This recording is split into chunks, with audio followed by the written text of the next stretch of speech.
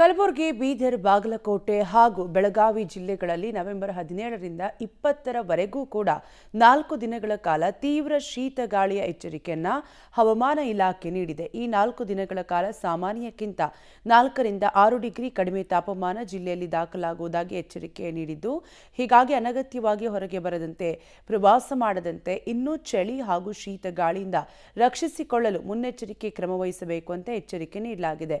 ವೃದ್ಧರು ಮತ್ತು ಮಕ್ಕಳ ಆರೋಗ್ಯದ ಬಗ್ಗೆ ಎಚ್ಚರಿಕೆ ವಹಿಸಬೇಕು ಅಂತ ಜನರಲ್ಲಿ ಜಿಲ್ಲಾಡಳಿತ ಮನವಿ ಮಾಡಿದೆ. ವಿಜಯಪುರ, ಬೆಳಗಾವಿ ಸೇರಿದಂತೆ ರಾಜ್ಯದ ಒಟ್ಟು 4 ಜಿಲ್ಲೆಗಳಲ್ಲಿ ಇಂದಿನಿಂದ ಶೀತ ಗಾಳಿ ಬೀಸುವ ಹಿನ್ನೆಲೆಯಲ್ಲಿ ತೀವ್ರವಾದಂತಹ ಚಳಿ ದಾಖಲಾಗುತ್ತೆ. ಕನಿಷ್ಠ ತಾಪಮಾನಕ್ಕಿಂತ ಸುಮಾರು 4ರಿಂದ 6 ಡಿಗ್ರಿಯಷ್ಟು ತಾಪಮಾನ ಕುಸಿಯಲಿದೆ. ಹೀಗಾಗಿ ಜನ ಮುಂಜಾಗ್ರತಾ ಕ್ರಮಗಳನ್ನು ತೆಗೆದುಕೊಳ್ಳಬೇಕು ಅಂಥೇಳಿ ಈಗಾಗಲೇ ಕಲಬುರಗಿಯ ಜಿಲ್ಲಾಡಳಿತ ಸೇರಿದಂತೆ ಬೀದರ್, ವಿಜಯಪುರ, ಬಾಗಲಕೋಟೆ, ಬೆಳಗಾವಿ ಈ ಎಲ್ಲ 4 ಜಿಲ್ಲಾಡಳಿತದವರು ಈಗಾಗಲೇ ಜನರಿಗೆ ಸೂಚನೆಯನ್ನು ಕೊಟ್ಟಿದ್ದಾರೆ.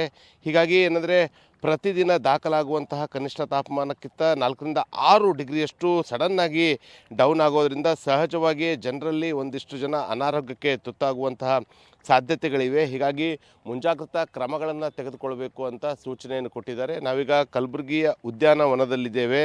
ಇಲ್ಲಿ ಕೂಡ ನಾವು ಪ್ರತಿನಿತ್ಯ ನೋಡೋದಾದರೆ ಸುಮಾರು 100 ಸಂಖ್ಯೆಯಲ್ಲಿ ಜನ ಇಲ್ಲಿ ಪ್ರತಿನಿತ್ಯ ಬೆಳಗ್ಗೆ ಎದ್ದರೆ ಸಾಕು ವಾಕಿಂಗ್ ಮತ್ತು ಯೋಗ ಅಂತ ಮಾಡೋದಕ್ಕೆ ಅಂತ ಬರ್ತಾಯಿದ್ರು. ಆದರೆ ಇವತ್ತಿನ ಒಂದು ಸಂಖ್ಯೆ ನೋಡಿದ್ದೆ ಆದರೆ ಬಹುತೇಕವಾಗಿ ಆ ಒಂದು ಸಂಖ್ಯೆಯಲ್ಲಿ ಭಾರಿ ಪ್ರಮಾಣದ ಇಳಿಮುಖ ಆಗಿದೆ.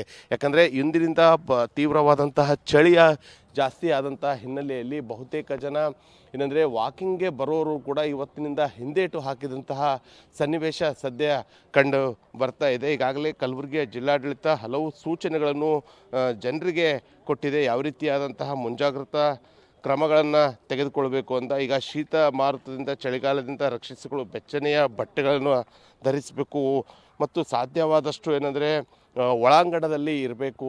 ಅದರಲ್ಲಿ ಕೂಡ ಯಾವುದೇ ರೀತಿಯಾಗಿ ಅನಾವಶ್ಯಕವಾಗಿ ಹೊರಗಡೆ ಬರಬಾರ್ದು. ಅದರಲ್ಲೂ ಕೂಡ ಬೆಳಗ್ಗೆ ಸಮಯದಲ್ಲಿ ತೀವ್ರವಾದಂತಹ ಚಳಿ ಇರುವಂತಹ ಸಂದರ್ಭದಲ್ಲೂ ಕೂಡ ಯಾರೂ ಕೂಡ ಹೊರಗಡೆ ಅನಾವಶ್ಯಕವಾಗಿ ಬರಬಾರ್ದು ಅಂಥೇಳಿ ಹೀಗೆ ಹಲವು ಸೂಚನೆಯನ್ನು ಕೊಟ್ಟಿದ್ದಾರೆ. ಸೊ ಅದೇ ರೀತಿಯಾಗಿ ಏನಂದರೆ ಜಾನುವಾರುಗಳಿಗೂ ಕೂಡ ಒಂದಿಷ್ಟು ಮುಂಜಾಗ್ರತಾ ಕ್ರಮಗಳನ್ನು ತೆಗೆದುಕೊಳ್ಬೇಕು.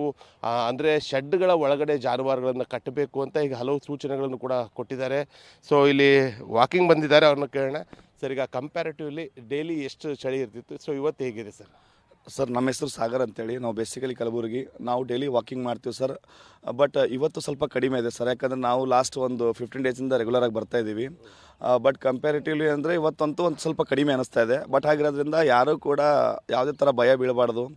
ಅಂದರೆ ಒಂದು ಪ್ರಿವೆನ್ಷನರಿ ಆಗೇನಪ್ಪ ಅಂದರೆ ಸ್ವಲ್ಪ ಸ್ವೆಟ್ರ್ ಗಿಟ್ರ್ ಹಾಕ್ಕೊಂಡು ಆರಾಮಾಗಿ ಹೆಲ್ದಿಯಾಗಿ ಮಾಡ್ಬೋದು ಸರ್. ಯಾಕಂದರೆ ನಾವು 3-4 ಡೇಸಿಂದ ನೋಡ್ತಾ ಇದ್ದೀವಿ, ಅಷ್ಟೊಂದು ಅನ್ನಿಸ್ತಾ ಇಲ್ಲ.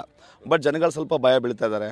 ಅಂದರೆ ಬೇಗ ಬರೋದ್ರಿಂದ ಏನಾದರೂ ಕೋಲ್ಡ್ ಆಗುತ್ತೋ ಅಥವಾ ಹೆಲ್ತ್ ಇಶ್ಯೂ ಆಗುತ್ತೋ ಅಂತ ಏನು ಮಾಡ್ತಿದ್ದಾರೆ ಅವರು.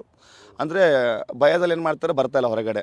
ಬಟ್ ಎಲ್ಲರೂ ಬರ್ಬೋದು ಸರ್, ಬಂದು ಮಾಡ್ಬೋದು, ಏನು ಚೆನ್ನಾಗಿದೆ, ಏನು ಪ್ರಾಬ್ಲಮ್ ಇಲ್ಲ. ಆಲ್ಮೋಸ್ಟ್ ಎಲ್ಲ ಕಡೆ ನೀವು ನೋಡ್ಬೋದು, ಎಲ್ಲರೂ ಕೂಡ ತುಂಬ ಚೆನ್ನಾಗಿ ಮಾಡ್ತಾಯಿದ್ದಾರೆ. ವ್ಯಾಯಾಮ ಆಗಲಿ, ವಾಕಿಂಗ್ ಅಂತೆ, ಜಾಗಿಂಗ್ ಅಂತೆಲ್ಲ ಮಾಡ್ತಿದ್ದಾರೆ. ನೀವು ಕೂಡ ಆರಾಮಾಗಿ ಬರ್ಬೋದು, ಧೈರ್ಯದಿಂದ ಮಾಡ್ಬೋದು ಸರ್. Thank you. ಸೊ ಇದು ಇಲ್ಲಿನ ಸ್ಥಳೀಯರು ಏನಂದರೆ ಕಂಪ್ಯಾರಿಟಿವ್ ಮಾಡಿದ್ರೆ ಈ ಹಿಂದೆ ಯಾವ ರೀತಿಯಾಗಿ ಜನರ ಸಂಖ್ಯೆ ಇರ್ತಾಯಿತ್ತು ಅದರಲ್ಲಿ ಒಂದಿಷ್ಟು ಕುಸಿತ ಆಗಿದೆ. ಅದು ಕೂಡ ಚಳಿಯ ಎಫೆಕ್ಟ್ನಿಂದ ಆಗಿರ್ಬೋದು ಅಂತ ಅವರು ಕೂಡ ಹೇಳ್ತಾ ಇದ್ದಾರೆ.